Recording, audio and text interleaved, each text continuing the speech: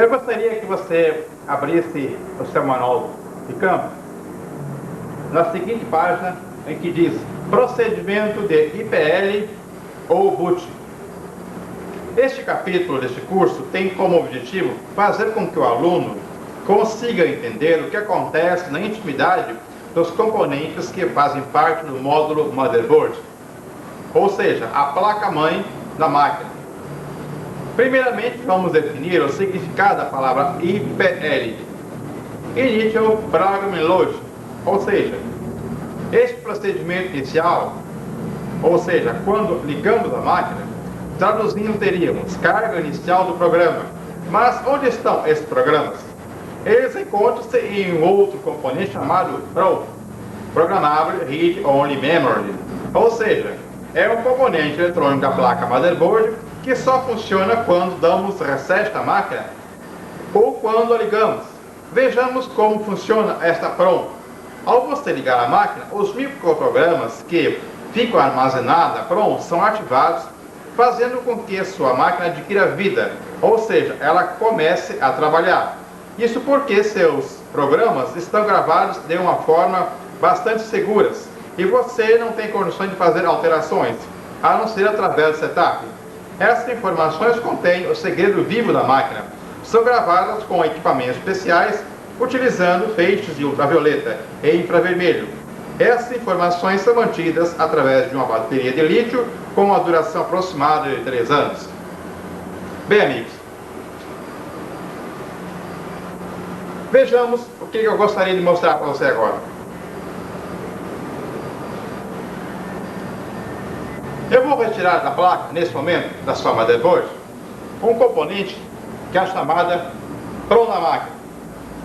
Eu vou retirá-lo aqui, vou meter uma chave de fenda aqui e vou extrair o CMOS da máquina.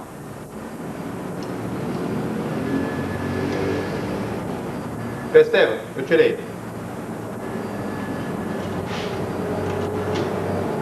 Eu vou tirar uma espécie de selo que tem em cima desse negócio.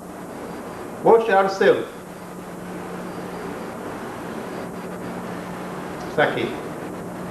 Perceba a espécie de componente que tem aqui.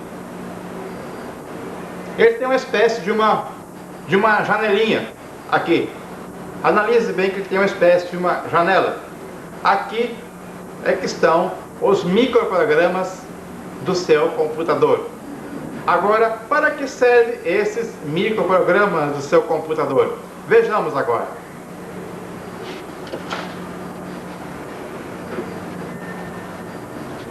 Initial Program Logic, Read Only Memory.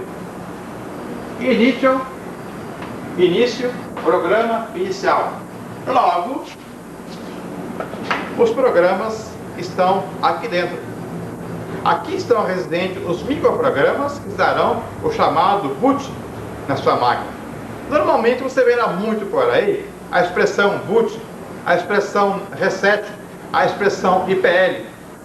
O cara operador dê um boot na máquina, dê um reset na máquina, ligue a máquina.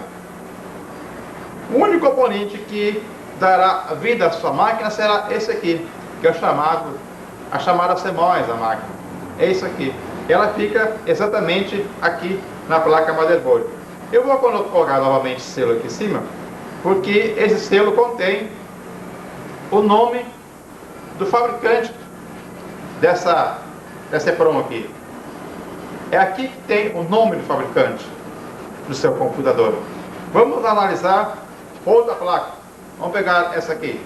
Aqui em cima dela, você também pode ver, já tem o outro nome também. Também tem outro nome. Tem aqui o nome de AMBIOS, né? American Megatrends, correto? 486. Essa aqui é uma placa 486. Essa aqui também é uma motherboard 486. Porque eu tenho aqui uma BIOS chamada BIOS 486. Perceba que eu estou usando alguns nomes técnicos em inglês que você terá que familiarizar-se com esse nome técnico em inglês. Basic Input Output System, ou seja, BIOS. Condições iniciais ou dados iniciais de entrada e saída do sistema, ou dados iniciais. Aqui eu tenho uma outra motherboard. Eu vou mostrar-lhe outra motherboard. Aqui eu tenho outra motherboard. Também, perceba que eu tenho aqui as BIOS. Vou mostrar-lhe outra motherboard. Aqui eu tenho outra motherboard também. Outra placa motherboard. E assim sucessivamente.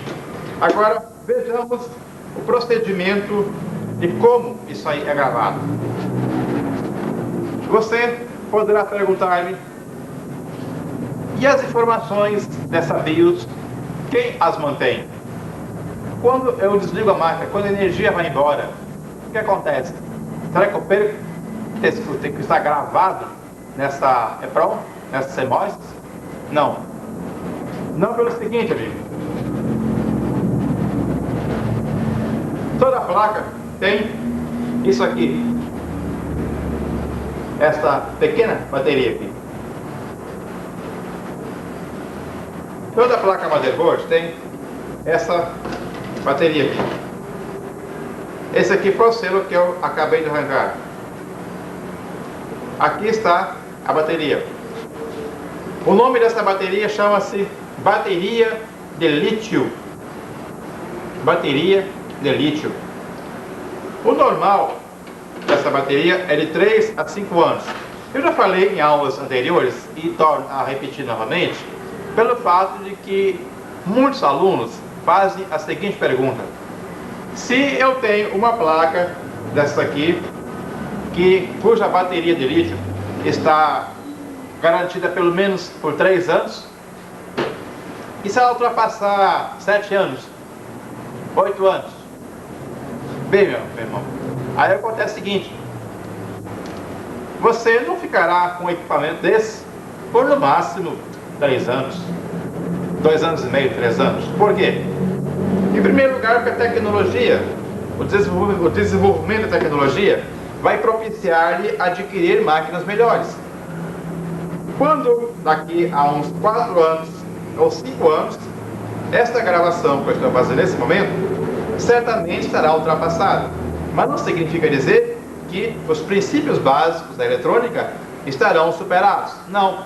O que simplesmente será superado apenas é a tecnologia.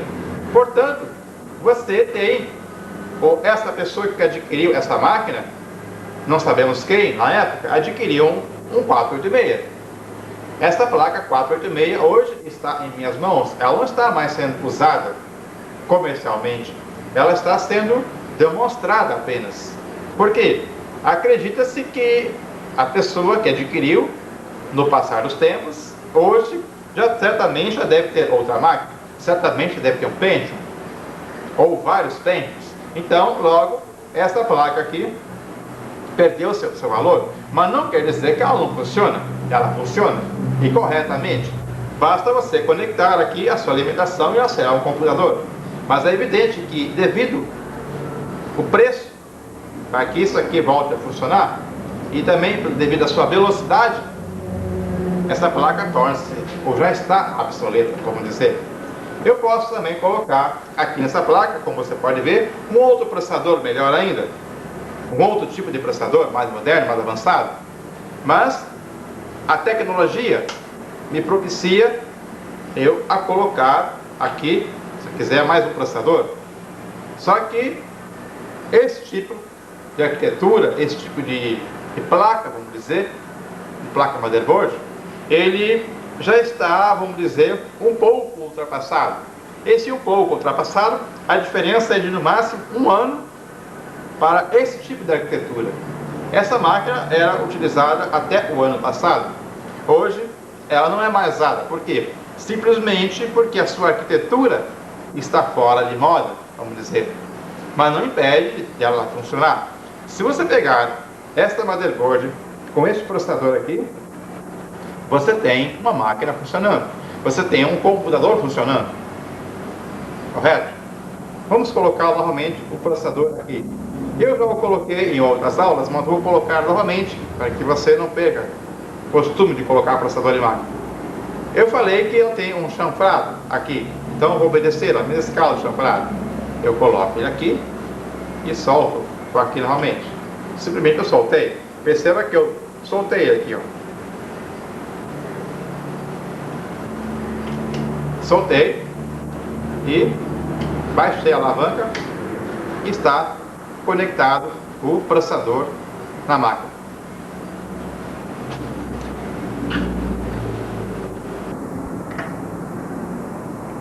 A partir desse momento, você irá conhecer como é que é por dentro de um computador. Eu vou mostrar-lhe quais são as peças integrantes internas de um computador. Eu vou mostrar-lhe com detalhes as placas, os cabos, enfim, quais são as placas internas que existem dentro de um computador.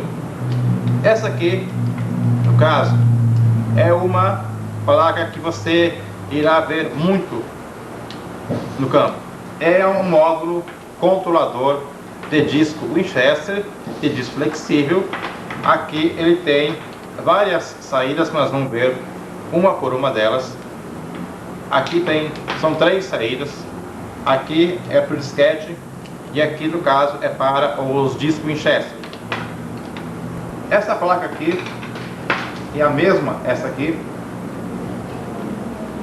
Você verá muito no campo. Lhe apresento uma placa controladora de disco flexível e de disco Winchester. Essa aqui será muito comum você vê-la em todo e qualquer computador. É a placa mais comum de você ver, é essa aqui. Analise o seguinte, essa placa. Ela tem aqui uma saída serial para mouse ou uma entrada serial, como você queira, para você colocar ou mouse ou uma saída para modem, fica a seu critério. Essa placa tem aqui uma conexão para uma impressora paralela. Aqui você irá conectar a sua impressora paralela. Aqui estará o cabo da sua impressora.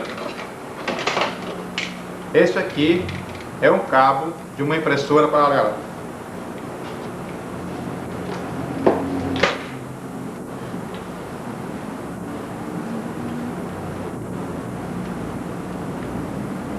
Pronto. Isso aqui irá ser conectado lá na sua impressora. O nome deste cabo chama-se Alfenol 36. Você poderá ver nas especificações técnicas de cada impressora, ou de a maior parte das impressoras paralelas, esse tipo de cabo, que por sua vez é conectado aqui nessa placa. Vejamos outras conexões.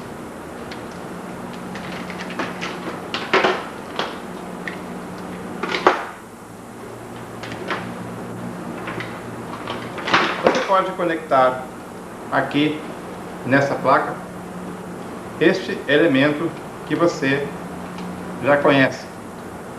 Esse elemento chama-se mouse. Esse aqui é o mouse. Esse elemento aqui pode ser conectado aqui.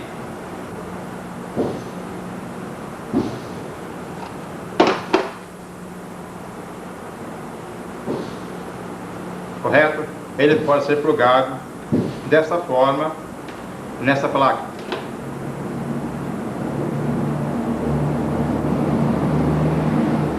Perceba que esta placa tem esta conexão aqui. Ela pode ser conectada aqui, como você pode também tirar esse conector e colocá-lo aqui do lado. Assim, todo o conector, todo o cabo de conexão, ele tem uma mancha aqui, uma mancha vermelha, que corresponde ao pino 1 na placa. Toda placa tem um pino, que é o pino 1.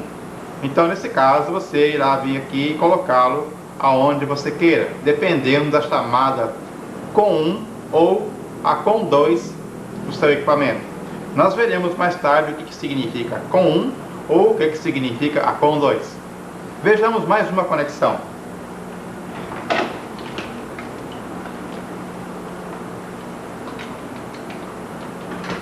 Vamos aproveitar essa mesma placa aqui e vamos conectar outro elemento aqui na lateral dele. Conectar um outro semelhante a isso aqui, um outro conector. Esse conector aqui é o chamado DB9, porque ele tem 9 pinos. Esse caso aqui é um DB macho, porque ele tem 9 pinos macho. Vejamos aqui a conexão. Ele obedece sempre essa listrinha aqui vermelha para o pino 1. Vamos conectá-lo aqui, correto? Então, no meu caso, essa placa eu já tenho 2 saídas para ela, ou 2 entradas, como você queira. Vamos colocar aqui mais uma. Ela tem entrada para o game. Vamos colocar o game aqui nessa entrada.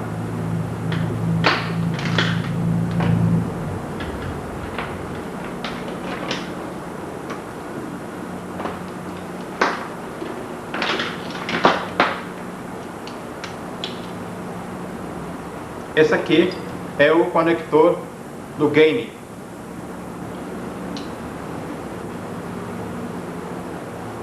Correto? Nossa placa está começando a ficar já com três opções. Vamos conectar agora o cabo do flop disk. Não esquecer de ligar o mouse, correto? Vamos colocar um flop disk aqui.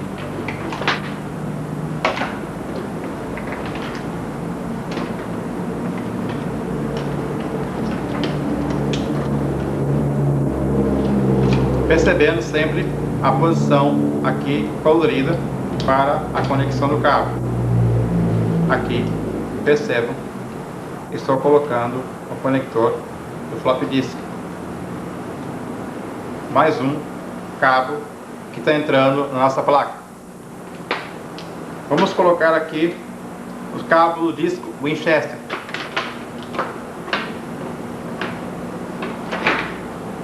Este aqui é o cabo de um disco Winchester, ou seja, de um hard disk.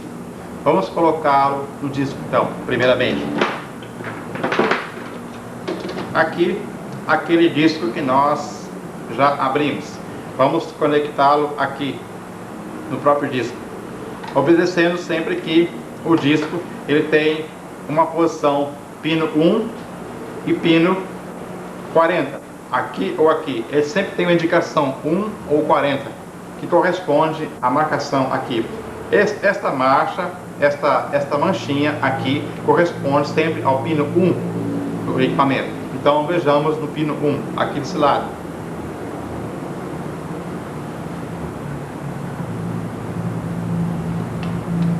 Perfeito, conectado. Vamos conectar este lado na placa controladora do disco também. Aqui, obedecendo a posição do pino 1, como recomenda o cabo. Correto? Perceba, nossa placa já tem tudo isso aqui em cima dela. Vejamos, está faltando mais um disco Winchester aqui no caso. Vamos colocar mais um disco Winchester na nossa placa.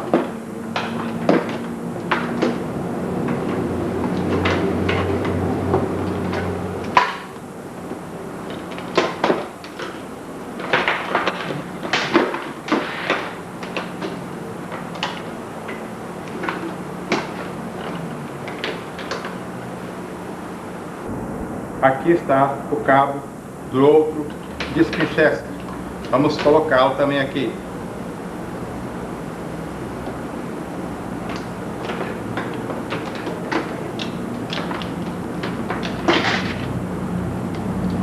Perceba que nossa placa já está quase que completa. Está quase completa. esqueçamos do cabo paralelo aqui nela. Impressora paralela. Aqui saída, uma saída serial. Aqui outra saída serial do mouse. Aqui do game. Aqui do flop disk. Vamos conectar um flop disk aqui. Nós temos a opção de colocar disco de 13,5, 5 1/4. Vamos colocar primeiramente esse de 5 1/4 de 1.2 MB. Percebendo sempre que os cabos são a prova de técnica, ou seja, não tem como você errar. Eles têm uma espécie de um chanfrado que não tem como você errar. Perfeitamente, está conectado.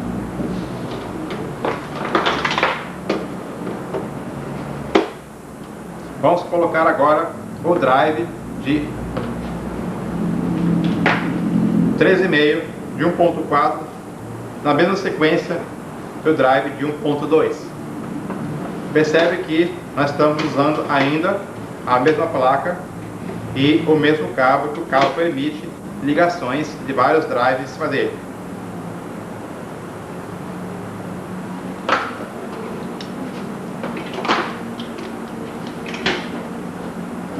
Vamos analisar agora aqui. Drives 1.2, 1.4, cabos. Aqui irá mais um disco Winchester. Aqui está um disco Winchester. Aqui está uma saída serial. Aqui está o game. Aqui está a impressora paralela. Tudo em uma única placa. Tudo em um único módulo. Correto? Bem, vejamos agora a outra condição. Agora vamos esquecer tudo isso aqui e vamos pegar uma outra plaquinha. Esta mesma plaquinha, perceba, ela é um pouco menor que aquela. Essa plaquinha ela é muito utilizada em muitos computadores. Aqui você tem apenas um hard disk e um flop. Vejamos como colocar.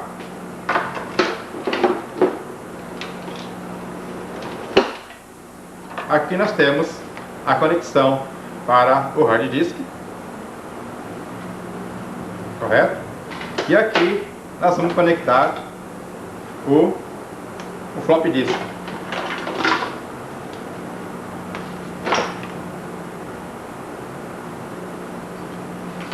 Aqui.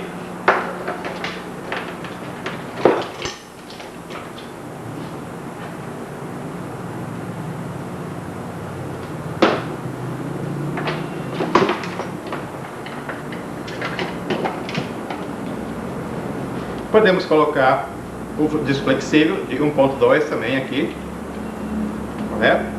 Podemos colocar também o disquete ou o drive de 1.4, esse aqui também.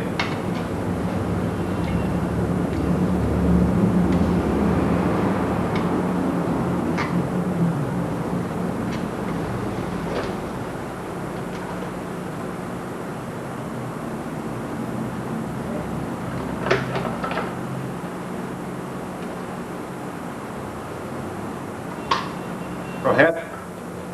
Aqui está ela. Perceba que esta placa ela tem apenas um disco, um HD, né? Um drive de 1.2 e um drive de 13,5 e apenas uma saída para uma porta serial, correto? Para o mouse e uma outra porta saída que seria para, no caso, se fosse um modem ou um outro periférico qualquer. E no caso também tem, no caso, uma impressora paralela. Agora eu quero mostrar-lhe a diferença que existe entre uma placa e outra. Vou conectar também aqui o mouse, que ela também tem o mouse.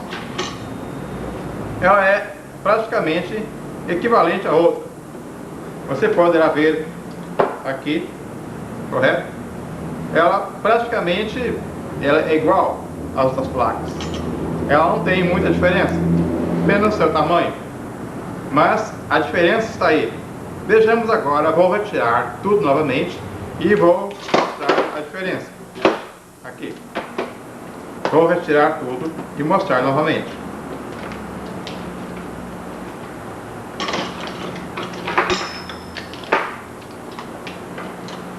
Analise.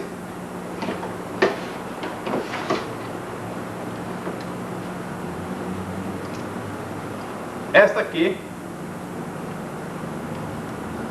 analise a diferença entre elas.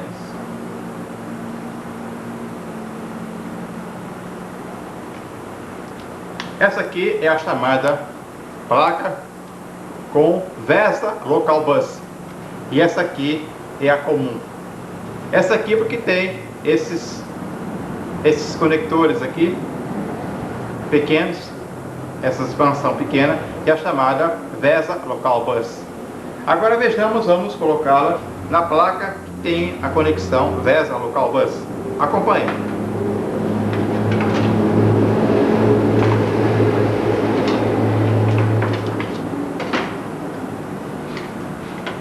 Aqui eu estou colocando essa placa aqui nessa condição.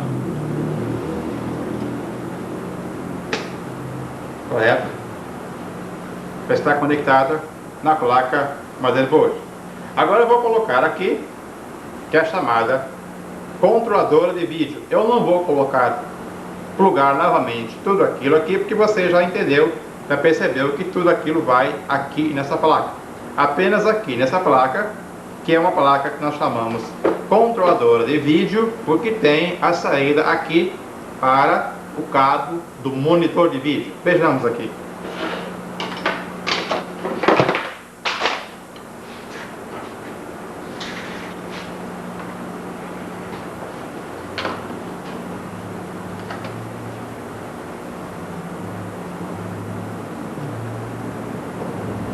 Aqui.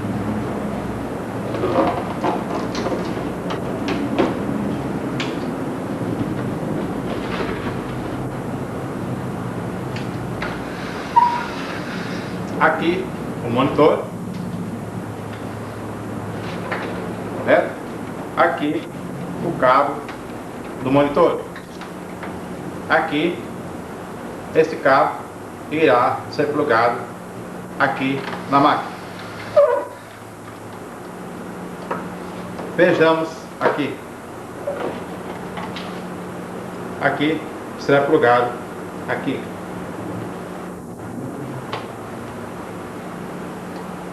Bem, você já percebeu que tem todas essas configurações aqui. Percebeu que eu estou conectando aqui. E agora sobrou todos esses slots aqui nesse caso. Aí você me pergunta, o que mais eu iria colocar aqui nessa máquina? Simplesmente o seguinte: essa arquitetura de equipamentos, essa arquitetura de máquina, permite que você coloque aqui uma controladora de CD, permite que você coloque mais uma placa de expansão de memória, permite que você coloque mais uma chamada expansão de cache de memória e permite que você coloque mais uma placa, até uma placa controladora de terminais inteligentes. Logo, essa placa aqui seria uma placa de muita utilidade em um computador. Mas, como eu já falei, tem arquiteturas bem melhores que essa. Tem a arquitetura PCI. Nós vamos ver com detalhes posteriormente o que significa uma arquitetura PCI. E perceba que essa placa ela ainda tem muita utilidade. Correto? Vejamos com detalhes mais tarde mais alguns módulos e também outros tipos de arquitetura de máquina. Esta aqui que você está vendo é uma placa que serve para colocar no equipamento que trabalhará em rede de computadores. Essa aqui é uma placa de rede. Você pode verificar que essa placa aqui, ela tem uma saída ou entrada que nós chamamos de entrada coaxial. E tem outra entrada aqui, que é a que nós chamamos para a entrada de um tipo de conector, que nós chamamos RJ45.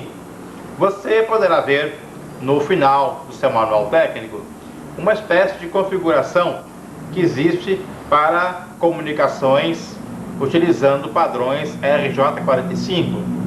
Temos também aqui para mostrar um módulo de fax modem.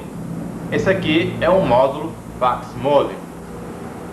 Esse módulo aqui eu diria que está, eu considero, embora muitas máquinas ainda utilizem esse módulo, é um chamado modem interno da máquina. Eu diria que ele está ultrapassado devido ao fato de que ele não oferece, vamos dizer, segurança para o equipamento. Vou explicar-lhe por que esse módulo aqui ele é extremamente perigoso para um computador. Acompanhe, por gentileza.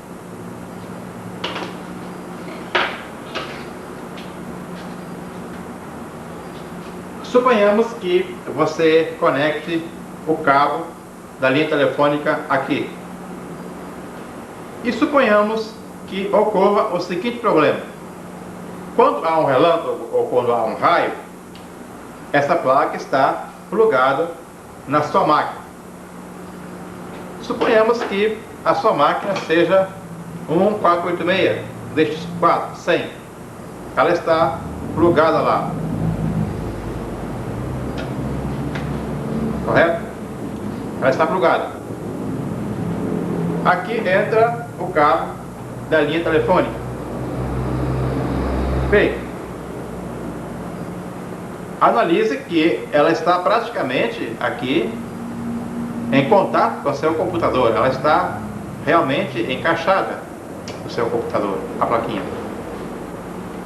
Logo, a partir do momento que você conectar este cabo aqui, o seu computador estará exposto às intempéries da atmosfera. Ou seja, quando houver uma descarga elétrica ou um raio, vamos dizer, e por infelicidade vier pela linha telefônica, você pode imaginar o que irá acontecer com o seu computador ou com sua placa. Ele simplesmente irá se acabar. Eu particularmente não aconselho as pessoas a usar esse tipo de módulo interno, esse tipo de módulo fax modem. Aconselho sim a utilizar módulos externos, ou seja, modem externo, exatamente devido a esse fato. Analise também por outro lado. Se você pode colocar uma placa fax modem interna, por que não colocar o modem externo por questão de segurança? Agora imagine o seguinte: você tem aqui a placa fax modem no seu computador. Aqui a sua placa de rede. Este aqui é o seu computador que está ligado à rede da sua empresa. E você tem aqui uma linha telefônica. Aqui o cabo de rede, esse computador seria o central. Exemplo. Logo, se vier uma descarga elétrica por aqui, simplesmente o seu computador não irá mais funcionar. Eu alerto muito a usuários a não terem isso aqui. Esqueçam isso aqui. Coloquem modem externo em suas máquinas. Nunca ponham placa fax modem nos seus equipamentos. E sim, coloquem sempre modem externo. Modem da US Robotics. Está muito sendo utilizado o modem chamado da OS Robotics. É o melhor modem que existe atualmente, tá? É o modem da OS Robotics. Ele é um modem pequeno, muito capaz de resolver todos os problemas de teleprocessamento. É um modem simples, não tem praticamente nada de operação. É um modem muito simples realmente. Você com o tempo irá conhecer o modem da OS Robotics. É um modem excelente para quem deseja ter teleprocessamento. Eu particularmente não aconselho ninguém a ter placas internas em computadores. Bastante cogitado, bastante diversificado no ramo de informática é o chamado clock de máquina, ou a chamada velocidade de máquina. Normalmente as pessoas querem ter uma máquina cada vez mais veloz, cada vez mais eficiente, cada vez mais bonita, vamos dizer. Mas cada velocidade tem seu preço. A tecnologia conseguiu imprimir na mente dos homens um certo preço. E de lá para cá nós tivemos variações quase infindáveis de clock de máquina. O clock de máquina vem a ser a velocidade da máquina, que por sua vez ela é medida, vamos dizer, ou dimensionada com uma expressão chamada megahertz. Acompanhe-me, por gentileza, a determinarmos e a vermos melhor o que significa velocidade de máquina.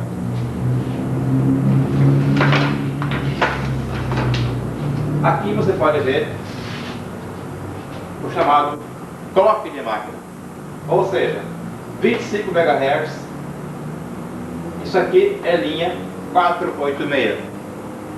25 MHz, 33 MHz, 40 MHz e 50 MHz. Perceba que é uma variação bastante grande de clock de máquina. Por outro lado, você vê na linha Pentium 75 MHz, 100 MHz, 133 MHz e 166 MHz. É uma variação bastante grande e a tendência do homem é cada vez aumentar mais. E você percebe que essa diferença, talvez você não esteja sabendo, ela está sendo medida, vamos dizer. Nós podemos perceber que essa diferença que existe entre aproximadamente o 25 e o 50 é de no máximo 1 ano. E entre o 75 e já o 200 MHz também não levou 1 ano. Logo, quem sabe daqui a uns 3 anos, em que velocidade de máquina o homem estará? Agora imagine você aonde estará a tecnologia daqui a 5 anos. Quando essa fita estiver sendo vista por algumas pessoas daqui a 5 anos, certamente irão até fazer de conta que não ouviram, porque essas minhas palavras certamente serão ultrapassadas. Mas, como eu sempre disse, a teoria, os princípios sempre são os mesmos. E o homem corre cada vez mais contra o tempo. Tanto é que os computadores começaram com uma simples maquininha. Apenas poucas pessoas podiam ter computadores. Hoje, ele é praticamente um equipamento obrigatório. E daqui mais a uns 5 anos, eu creio que no máximo 3 a 5 anos, toda a casa deverá ter um computador. Seu grande fundador, um grande inventor de computadores chamado Bill Gates, disse que respondeu a uma certa pergunta de um jornalista qual seria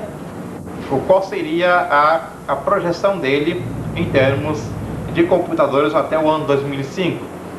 Ele respondeu para esse repórter de que não apenas uma empresa ou qualquer empresa deveria ter um computador, e sim que todo o cidadão na face da Terra teria um computador no seu bolso da sua camisa. Agora, você imagine a que velocidade irá a tecnologia se hoje nós já estamos aproximadamente beirando a 200 MHz. Quem sabe, os próximos 5 anos, a nossa velocidade esteja por perto de 1000. Vamos tratar agora de um assunto bastante cogitado no ambiente dos computadores. Nós vamos tratar agora de memórias. Acompanhe-me, por gentileza, aqui. Você pode ver que nós estamos vendo que os computadores podem ter de 1 até 64 MB de memória. Eu estou colocando o termo MBRAM pela seguinte condição. Vamos ver no nosso manual o que significa o termo MBRAM aqui no nosso manual técnico.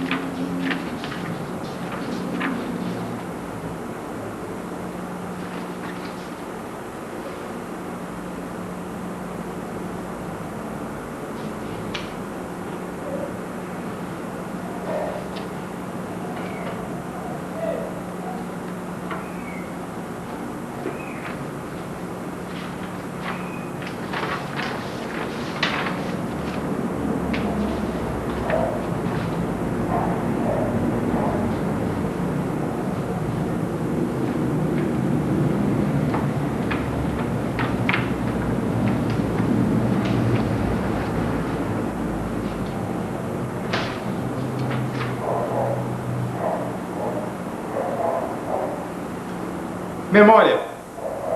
Memória, armazenamento interno de um computador onde os programas e dados são mantidos. A memória é dividida em seções que podem ser identificadas e acessadas separadamente. O que eu quero dizer com isso? Veja o seguinte. Por que o nome RAM? MB-RAM. MB é a capacidade em megabytes.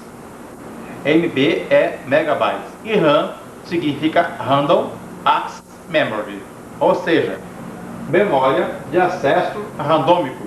Por que o nome randômico? Primeiramente vamos fazer a distinção entre o nome randômico e o modo sequencial. Você pode fazer a seguinte comparação. Se eu disser para você que um disco magnético tem o acesso randômico, porque é o seguinte, o disco ele não acessa os dados sequencialmente, ou seja, ele não pega do 0, 1, 2, 3, 4, 5, 6 até chegar onde ele quer.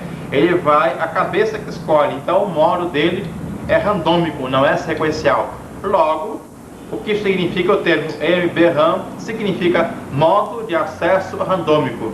Seria muito lento a máquina se ela fosse de acesso sequencial. Logo, ela é de acesso randômico.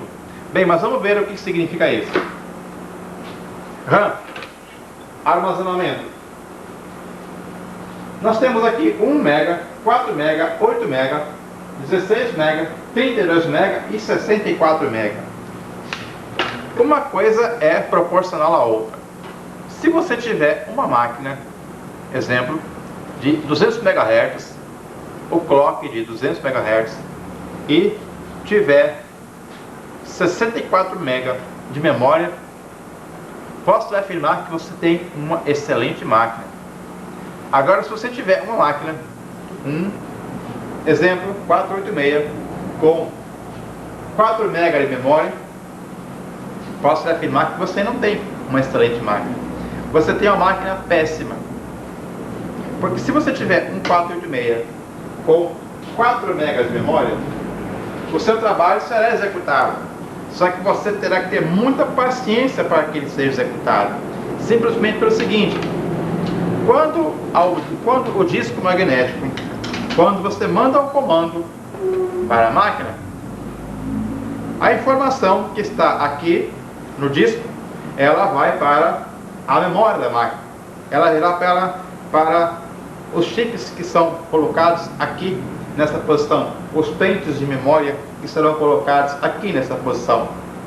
Logo, o tempo de acesso do disco, desse disco magnético aqui, ele é mais lento, ao passo que o acesso das memórias, ele é praticamente quase que instantâneo. Então, quanto maior o número de memória que você esteja em sua máquina, melhor para você. Logo, cabe a você orientar o cliente, dizer: o melhor de sua máquina é quanto maior a capacidade de memória. Se você tiver condições de adquirir uma máquina que tenha 64 MB de memória, que posso afirmar que não é barato, você, de antemão, você tem uma excelente máquina. O normal de uma máquina, quando você compra, hoje uma máquina para uso comercial comum, está em torno de 8 MB de RAM, ou seja, 8 MB RAM. Eu particularmente conheço máquinas com até 250 MB RAM, ou seja, 250 MB de memória. Posso afirmar que é uma super máquina, principalmente o tempo de resolução de tela. A resolução do monitor é algo realmente maravilhoso, vamos dizer, porque o tempo de resposta de processo, o ciclo de máquina, ele é muito rápido. Enfim, todos os procedimentos dela, ele praticamente são instantâneos. Você pode, inclusive, se você tiver acima de 100 MB de memória, criar o que nós chamamos de disco virtual, ou seja, espaço de memória virtual. O que significa isso? Você transfere parte dos seus arquivos, dos seus programas que tem aqui no seu chassi, que está na máquina, né? Você transfere eles para a memória. Logo, o seu tempo de processamento, o tempo de trabalho da sua empresa, irá simplesmente cair vertiginosamente. Porque você não está trabalhando no chassi, você está trabalhando em memória, você está trabalhando o que nós chamamos de DMA, ou seja, modo de acesso direto à memória. Então, você tem muita vantagem em ter uma memória grande de sua máquina. E ouça, é o único módulo que nos últimos anos, apesar do desenvolvimento do computador, muita gente não tem perdido. Você pode perder alguns outros módulos, mas o módulo de memória, ele é intercambiável. Você tira de uma placa, como essa, e coloca em outra placa. Exemplo, vamos pegar uma outra motherboard.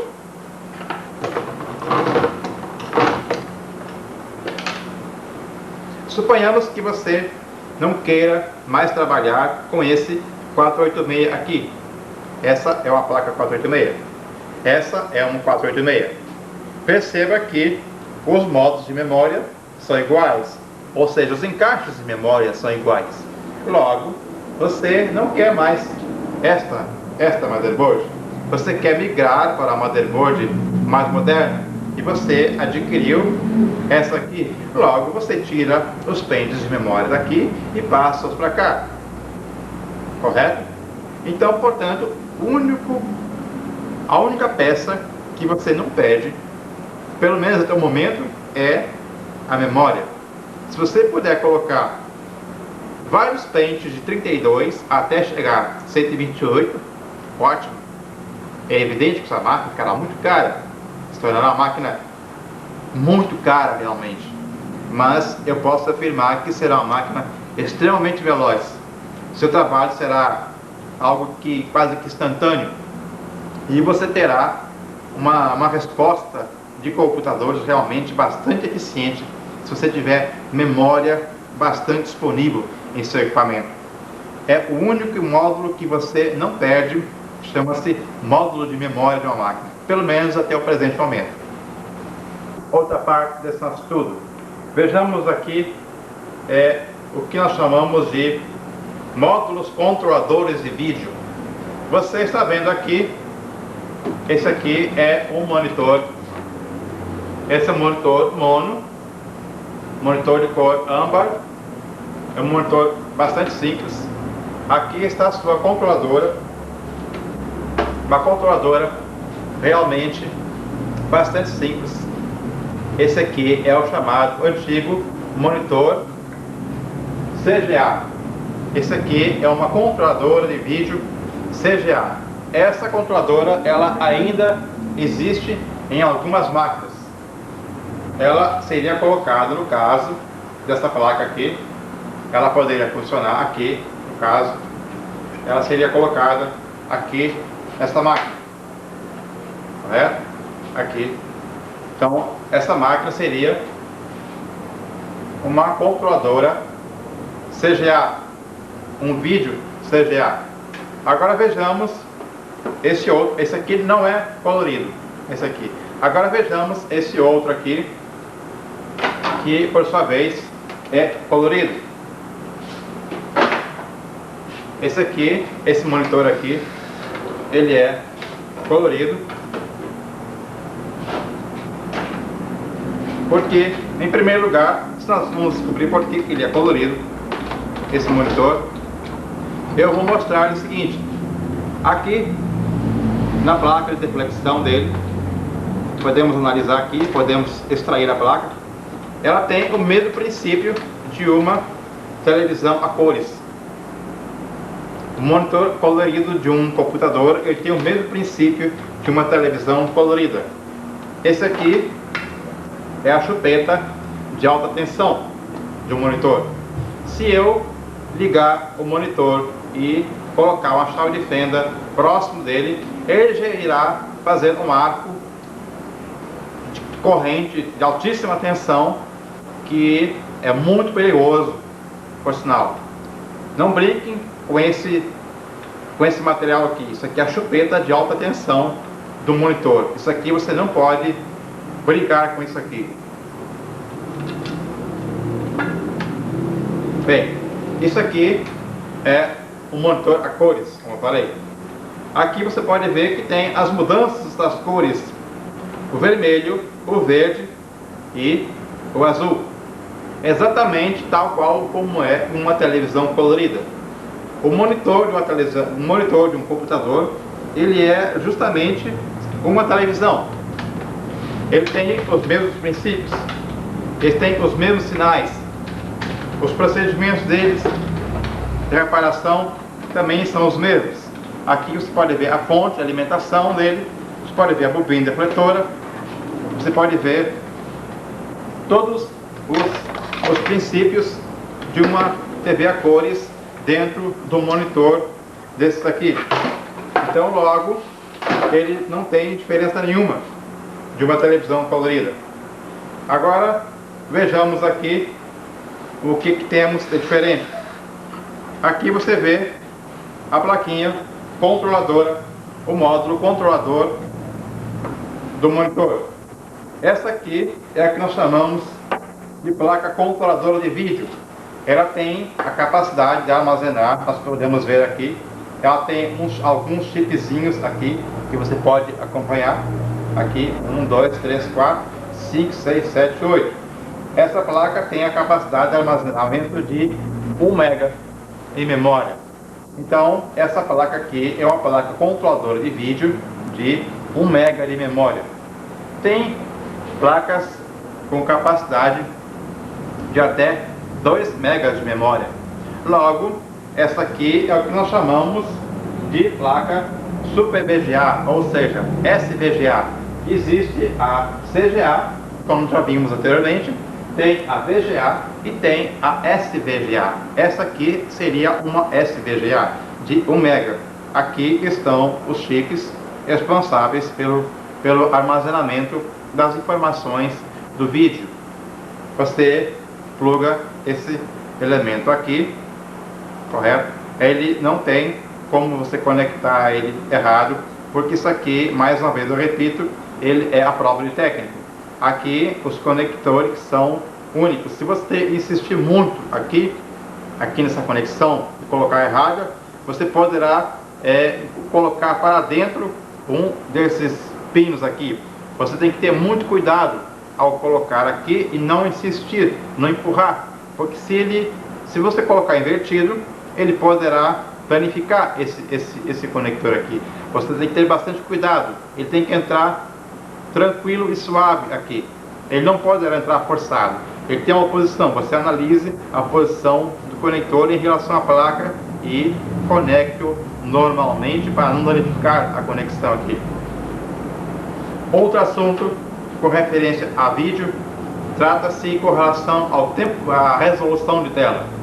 Modernamente você vai encontrar monitores ou especificações técnicas de monitores onde fala-se em ponto 28. É algo de se refere à resolução do monitor. O melhor monitor do momento, o chamado DPI do monitor, está em torno de ponto 28, assim como vários outros tipos de monitores.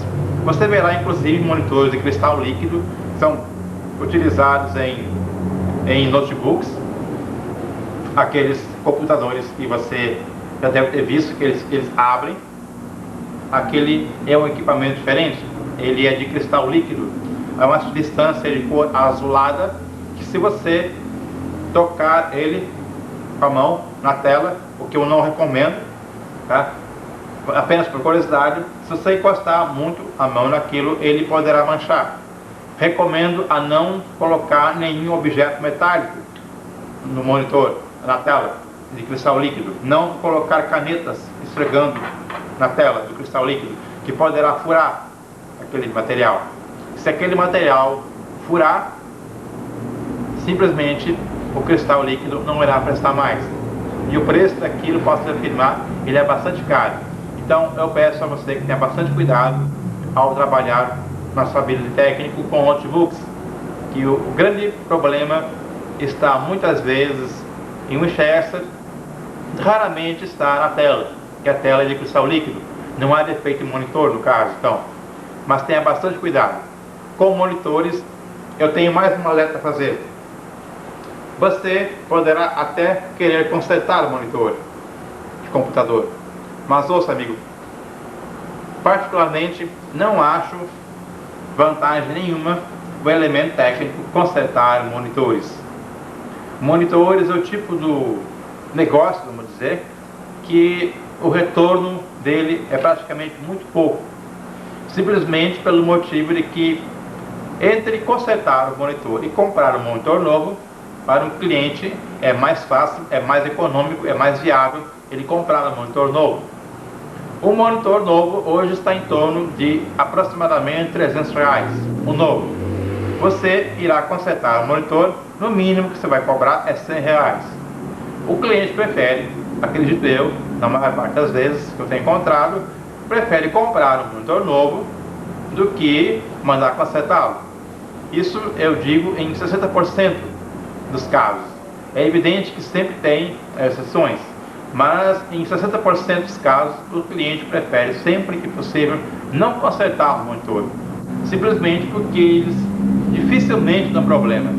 O monitor ele tem um tempo de vida útil de aproximadamente 3 anos. Logo, a partir de 3 anos de vida útil, eu creio que o monitor já deu o que tinha que dar. Logo, se ele vier a começar a dar problema, é bastante antieconômico mandar consertá-lo.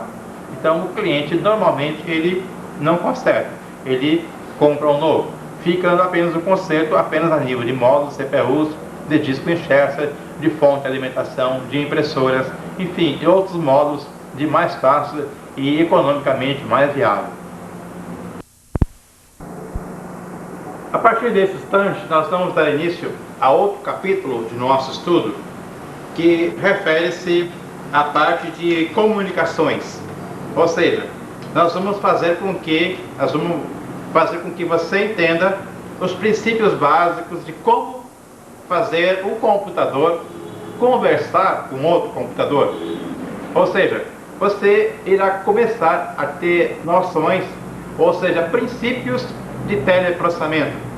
Nós vamos começar a dar, a partir desse momento, princípios para que você comece a entender posteriormente, nas próximas aulas, de como um computador conversa com outro computador. Vamos começar pelo chamado princípio de protocolo. Todo computador, todo equipamento de comunicações, ele usa, nós sabemos, um equipamento chamado modem. Esse equipamento chamado modem não é nada mais, nada menos do que uma placa ou um equipamento que simplesmente faz a conversão dos dados analógicos em digitais e, por sua vez, digitais em analógicos. Nós vamos verificar em detalhes, posteriormente, o que significam cada um desses LEDs aqui, LEDs indicativos. O que significam esses LEDs chamados 102, 103, 104, 106 e 109 e 108. Isso aqui são chamados sinalizadores de um equipamento chamado modem. Mas para que você entenda de modem, para que você entenda de teleprocessamento, para que você entenda de como um computador conversa com outro computador, primeiramente você tem que entender e familiarizar-se com um termo chamado protocolo. O protocolo de comunicações é o que faz com que um computador converse com outro computador. Um dos primeiros protocolos de comunicação chamou-se BSC, ou seja, Binary Synchronous Communication Number 1, ou posteriormente Binary Synchronous Communication Number 2, ou seja, Sistema de Comunicação Síncrono-Binária. Vejamos a sigla, o que significa isso. BS1, Comunicação Síncrono-Binária número 1, e BSC2, Comunicação Síncrono-Binária número 2. Agora vejamos por que um é BS1, Binary Synchronous Communication Number 1, e o outro é Binary Synchronous Communication Number 2.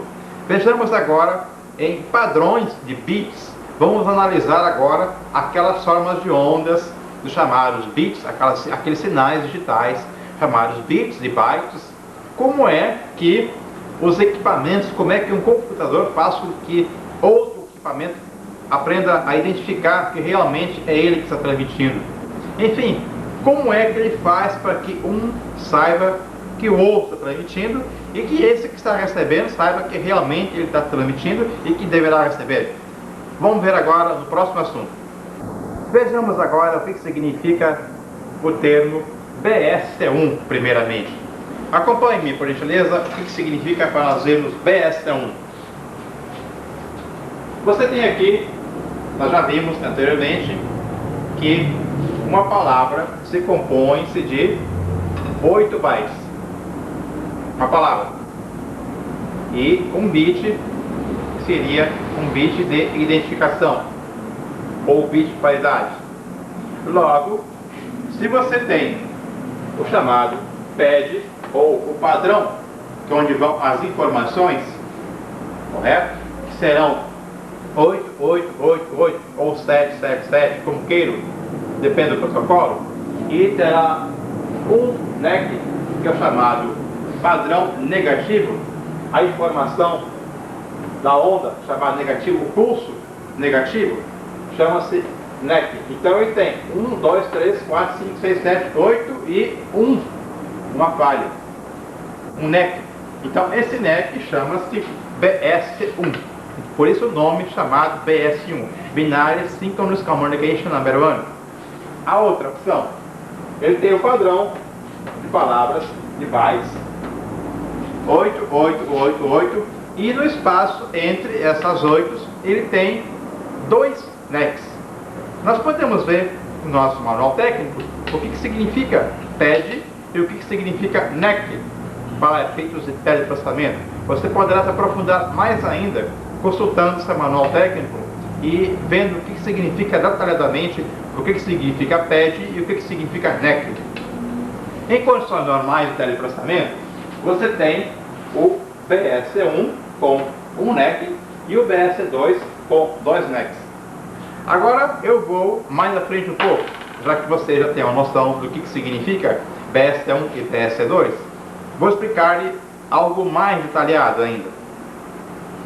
Sabemos que as naves espaciais, quando são lançadas no espaço, tanto americanas como soviéticas, elas obedecem a padrões de teleprocessamento, a padrões de comunicação.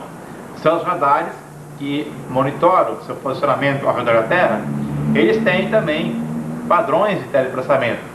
Para isso existe um estudo à parte na área de teleprocessamento, que é um estudo bem mais avançado, chamado telemetria. O que vem a ser a chamada telemetria?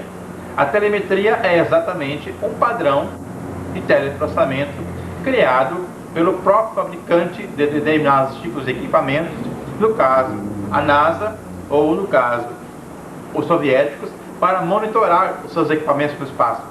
Senão seria muito fácil uma outra empresa qualquer criar um padrão de teleprocessamento, criar alguma coisa especial, correto? E que pudesse, por sua vez, manipular as informações ou o direcionar uma nave no espaço. Ela obedece a uma frequência altíssima de comunicação, e dentro dessa frequência de comunicação ela obedece a um padrão de comunicação, ou seja, a um protocolo de comunicação. Esse protocolo de comunicação chama-se padrão telemétrico de teleprocessamento. Este padrão telemétrico é o que determina o segredo das comunicações espaciais, é o que determina o segredo da corrida no espaço, é o que determina a eficácia, por sua vez, das grandes conquistas do homem. É exatamente a comunicação, hoje em dia, na humanidade, que determina quem chegará primeiro ao fim da linha. Sabemos que o mundo de hoje está nada mais, nada menos que dependendo cada vez mais de informações. Então, os protocolos de comunicação, os meios de comunicação, os meios de como chegar aonde se quer chegar, muitas vezes tem que esconder, vamos dizer, o seu segredo de como chegar lá. E é exatamente assim é que eles são guardados, ou seja, são escondidos, ou seja, são informações sigilosas. Ele obedece a alguns padrões. Por exemplo, a NASA tem o seu padrão de teleprocessamento. O governo dos Estados Unidos, através dos meios de comunicação, tem outro processamento, outro padrão. O nosso, então, Banco do Brasil tem outro protocolo de comunicação. O nosso, então, Banco Itaú tem outro protocolo de comunicação. Enfim, vários órgãos têm seus protocolos diferentes. Cada elemento tem seu órgão diferente, cada empresa, vamos dizer, tem um protocolo diferente. Porém, existem os princípios básicos da telemetria e do teleprocessamento, que são BSC1 e BSC2, ou, dependendo do modo de como deve ser feita a transação, o protocolo quem determina, no caso, sempre é o cliente ou então o usuário, o dono do software, aquele ao qual o equipamento irá utilizar.